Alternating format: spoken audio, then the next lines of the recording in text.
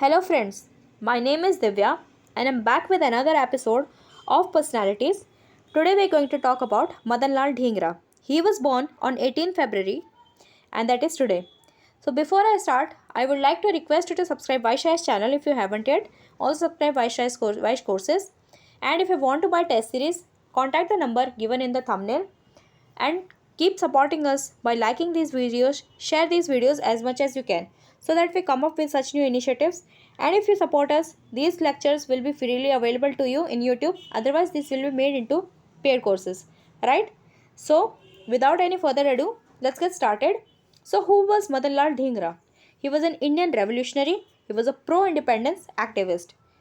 We'll know about his early life. He was born into a well educated Hindu Punjabi Khatri family in Amritsar, and as I said, on 18 Feb 1883.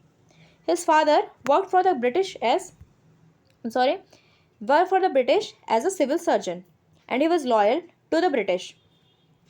Now we'll know about his education and his career.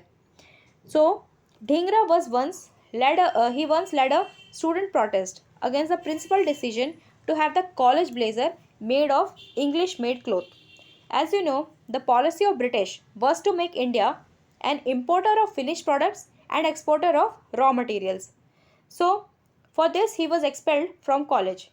And here is one thing to be noted, that he was a student of Master of Arts, but Madan Lal Dhingra studied extensively on how India can be liberated, and he came to the conclusion that it was through Swadesi only, right? And his father, Madan Lal Dhingra's father, advised him to apologize to the college administration, but Dhingra didn't do so. He refused to do that, and instead he opted to go for a job and live his life according to his own desires. And rather than returning to home and discuss this situation with his father, he went to the Shimla and he worked as a clerk there and also in Kolkata Tanga. After that, in 1906, Madan Lal Dhingra he moved to England to study engineering. And 1 year before that, that is 1905, Shyamji Krishna Varma had founded India House in England. And after this, in Dhingra came in contact with the noted Indian independence and political activists like Vinayak Damodar Savarkar, who was known as Veer Savarkar, and then Shyamji Krishna Varma. They were very inspired by Madan Lal Dhingra's perseverance and his intense patriotism, which turned his focus to the independence movement. Savarkar believed in revolution and inspired Dhingra's administration in the cult of assassination. He was a man of deep conviction and firm determination. He realized that sacrifices and actions were needed, but not words, in order to gain India's liberation. Now we'll know about the assassination of Sir Curzon Wily. On the evening of July 1, 1905, Madan Lal Dhingra attended National Association's at home function which was held at Imperial Institute. As Sir Curzon Wily, who was he? He was the Secretary of State for India's political aid-day camp. He was living with his wife.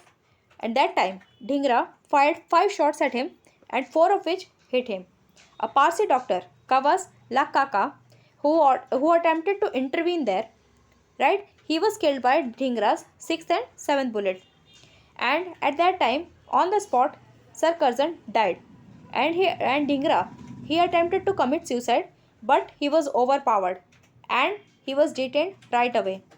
Dhingra's father was a close friend of Sir Curzon Wily, which caused him to distance himself from Madan Lal. You can see the picture of Sir Curzon Wily and his assassination. Now we'll see the court verdict on Madan Lal. So Madan Lal Dhingra, he was a very confident man, right? He was tried at Old Bailey on July 23, 1909.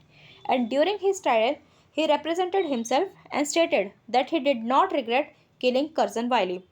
In court, he stated that he has done his service for his motherland and it was an act to avenge the inhumane British rule in India and as a retaliation for the British government's inhuman killing of Indians. While browsing, I came across this. There was a question asked in Kaun Banega Crorepati. It's a very famous show on Madan Lal Dhingra. So question was, for killing whom was Madanlal Dhingra hanged to death in London in 1909? So actually option C, Lord Curzon, and B, Lord Curzon Wiley can be confusing. Lord Curzon is the one who actually caused the partition of Bengal in 1905. Remember 1905, and not Sir Curzon Wiley, whom Madanlal Dhingra killed. Right? So in court trial, he said to the Chief Justice that thank you, my lord. And he said this while he was being removed from the court and he was sentenced. And he said, I don't care. I'm proud to have the honor of laying down my life for the cause of my motherhood. The Viceroy of India. Apparently, he sent a telegram to the Secretary of State for India on 3rd August 1905. Right? This was after he was sentenced to be hanged. Madanlal Dhingra, he was already sentenced, but he was not hanged by then. So because of that, Viceroy of India sent this telegram, right? And he said that please do not send Dhingra's ashes to India, right? Because as you know what happened with Rajguru, Sukhdev and Bhagat Singh, their remains, right, also was not actually given to their parents, right, and to their relatives. So similarly, because they were so fearful of Madanlal Dhingra that he will attain a martyr status. And Madanlal Dhingra was an inspiration for Bhagat Singh, Rajguru, Sukhdev, Chandrasekhar Azad, right? So after his execution, Dhingra's body was denied Hindu rights and his body was buried by British authorities. And due to his anti British activities, his family had disowned him already. And in 1976, the coffin was exhumed accidentally. And here, one thing to be noted that it was exhumed accidentally while it was not intentional. They were actually trying to find the remains of Sardar Udham Singh, and they found the remains of Madanlal Dhingra. So his remains were then flown to New Delhi, and in Palam airport, then Prime Minister Indira Gandhi ji, she gave tribute to him, and after that he was carried in a public procession to Amritsar. Now his remains are kept in one of the main squares which has been named after him in the city of Akola, which is in Maharashtra. Dhingra is widely remembered in India today. As I said, he was an inspiration for at that time for the revolutionaries such as Bhagat Singh and Chandrasekhar Azad.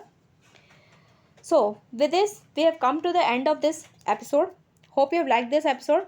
So keep liking us, sharing these videos, right, and support us. We'll meet in the next one. Thank you.